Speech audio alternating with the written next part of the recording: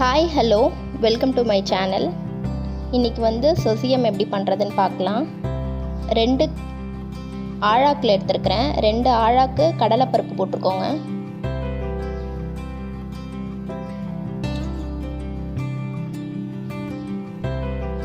நல்லா ஊற வச்சு வாஷ் பண்ணிக்கோங்க.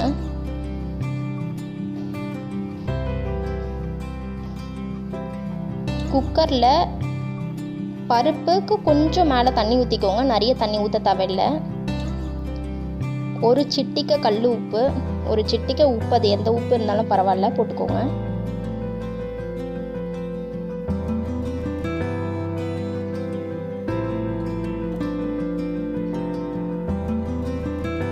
நல்லா பருப்பு வேவற வரையும் விசில் விடுங்க.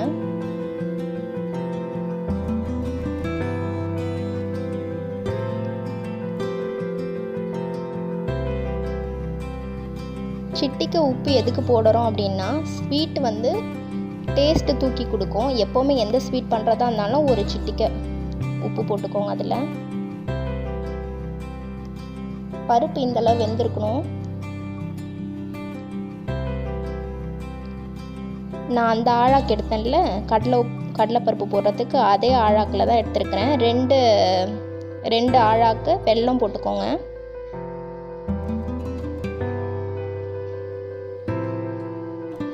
மிக்சியில் போட்டு அரைச்சிக்கோங்க. வெல்லம் ஏற்கனவே தட்டி தான் வச்சுருக்கிறேன் வெல்லத்தை.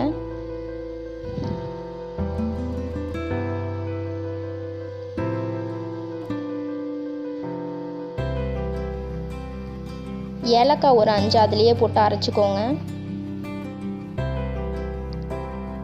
கடலைப்பருப்பு ஆறின உடனே மிக்சியில் போட்டு அடிங்க, இல்லைன்னா தூக்கி அடிச்சிடும். இந்தளவு பேஸ்ட் மாதிரி இருக்கட்டும், அந்தளவு அரைச்சிக்கோங்க. வெல்லம் மிக்சியில் அரைச்சி வச்சுருக்கிறேன். வெல்லம் மிக்சியில் அரைச்சோடனே இந்த மாதிரி தண்ணியாக ஆகிடும். அதனால் அது பேனில் ஊற்றி நல்லா சூடு பண்ணிக்கலாம். ஒரு திக்கான கன்சிஸ்டன்சியில் வரணும்.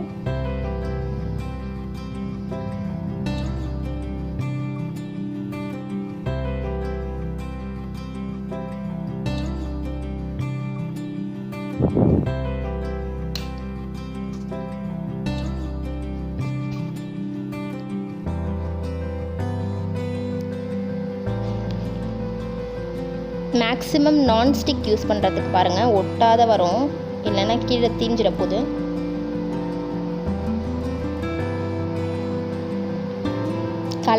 கலரிக்கிட்டே இருங்க.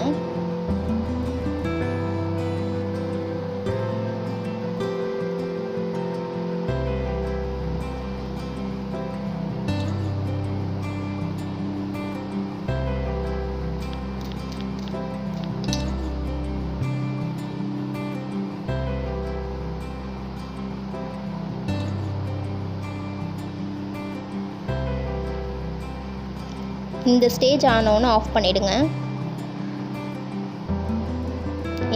இந்த ஸ்டேஜ் ஆனோன்னு ஆஃப் பண்ணிவிடுங்க. இது இன்னும் ஆறின உடனே கையில் பிடிக்கிற ஸ்டேஜுக்கு வரணும். உருண்டை பிடிச்சா நிற்கணும். அந்த ஸ்டேஜில் நிறுத்திக்கோங்க. நான் வந்து மெஷரிங் கப்பில் எடுத்துருக்கிறேன். 2 கப்பு மைதா மாவு,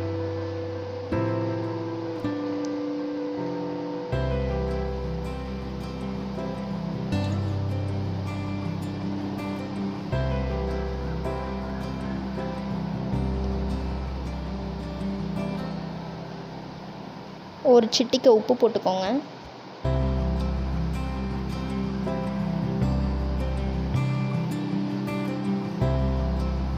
கொஞ்சம் சோடா மாவு போட்டுக்கோங்க.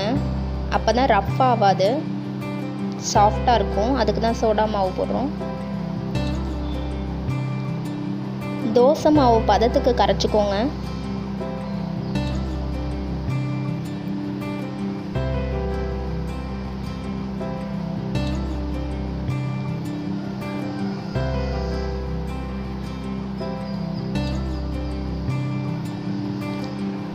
இந்த மாதிரி அழகாக ரவுண்டாக பிடிச்சி வச்சுக்கோங்க. இந்த பிடிக்கிற ஸ்டேஜில் தான் நம்ம நிறுத்தணும்.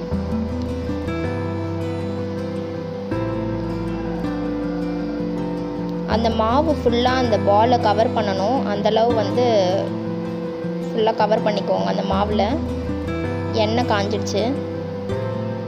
இந்த மாதிரி மைதா மாவு கரைச்சி வச்சுருக்கிறது போட்டிங்கன்னா அது மேலே எழும்பி வரணும். அந்த ஸ்டேஜுக்கு எண்ணெய் காஞ்சிடுச்சு.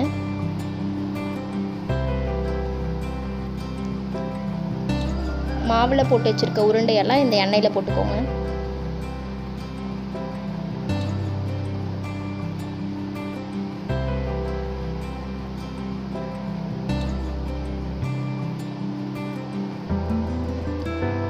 மீடியமான ஃப்ளேம்லேயே வச்சுக்கோங்க. தீயை விட்டுடாதீங்க.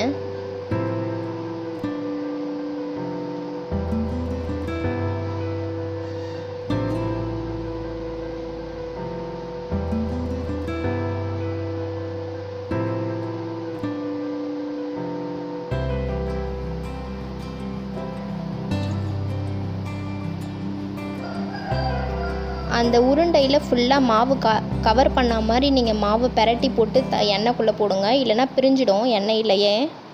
எண்ணெய்க்குள்ளே போட சொல்ல அந்த மாவு வந்து பிரிஞ்சிடும். அந்தளவு ஃபுல்லாக கவர் பண்ணிக்கோங்க.